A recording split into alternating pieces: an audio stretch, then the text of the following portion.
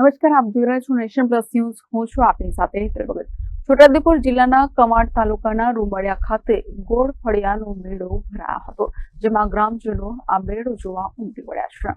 છોટાઉદેપુર જિલ્લાના રૂંબડિયા ખાતે અદ્ભુત, અલૌકિક અને જીવ તાળવે ચોંટાડી દે તેવી 200 વર્ષ જૂની પરંપરાને આજે પણ છોટાઉદેપુર જિલ્લાના કમાડ તાલુકાના રૂંબડિયા ગામના આદિવાસી લોકો નિભાવી રહ્યા છે.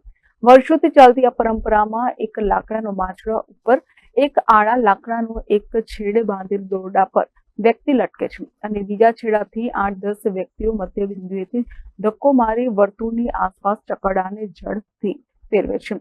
પોતાના ઈષ્ટ દેવતાને રીઝવવા તેમજ પરિપૂર્ણ થયેલ બાધાઓ માટે આભાર વ્યક્ત કરવા આ ખાસ પ્રકારની ગોળફળિયું પ્રક્રિયા કરવામાં આવે છે. સાથે સાથે ભુવાની પરીક્ષા માટે પણ ભુવાએ એક તરફ લટકી ગોળ ફરવું પડે છે. આદિવાસી લોકોને કોઈ પણ પ્રકારની મુશ્કેલી પડે તો તેઓ માનતા રાખતા હોય છે અને માનતા પૂર્ણ કરવા આ ગોળ ફરી પ્રક્રિયા કરવામાં આવે છે. લોકોનું માનીએ તો જો આ પ્રક્રિયા ના કરે તો ગામમાં કોઈ બીમારી, આફત કે દુષ્કાળ આવે છે. એટલે આમ તો અહીં ગામ સિવાય આસપાસના લોકો મોટી સંખ્યામાં ઢોલ નગારા સાથે ઉમટી પડ્યા છે. આદિવાસી સમાજ દિવાળીના તહેવાર કરતા પણ મોટો તહેવાર હોળીના તહેવારને માનવામાં આવે છે. દેશના કોઈ પણ ખૂણામાં ગયેલ આદિવાસી હોળીના સમયે તે અચૂક પોતાના માદરે વતન આવી જાય છે. હોળી બાદ છોટાઉદેપુર જિલ્લાના અલગ અલગ વિસ્તારોમાં ચૂલનો મેળો, ગેરનો મેળો, ગોળ ફળિયાના મેળાનું આયોજન કરવામાં આવે છે.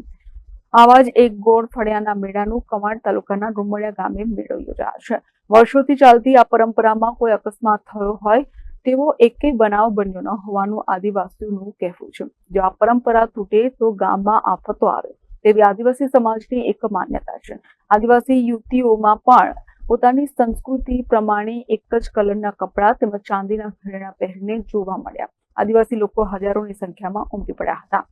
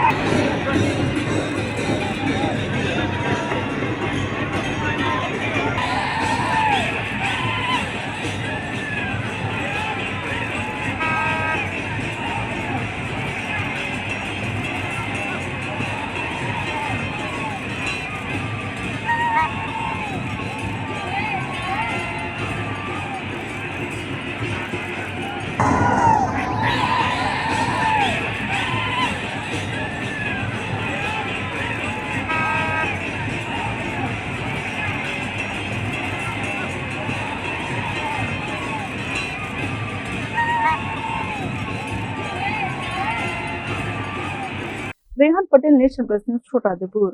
સમાચારોના સતત અપડેટ મેળવવા માટે અમારી નેશન પ્લસ ન્યૂઝની યુટ્યુબ ચેનલને સબસ્ક્રાઇબ કરો, બેલ આઇકન દબાવો અને જોડાયેલા રહો ફેસબુક, ઇન્સ્ટાગ્રામ અને ટ્વિટર પર.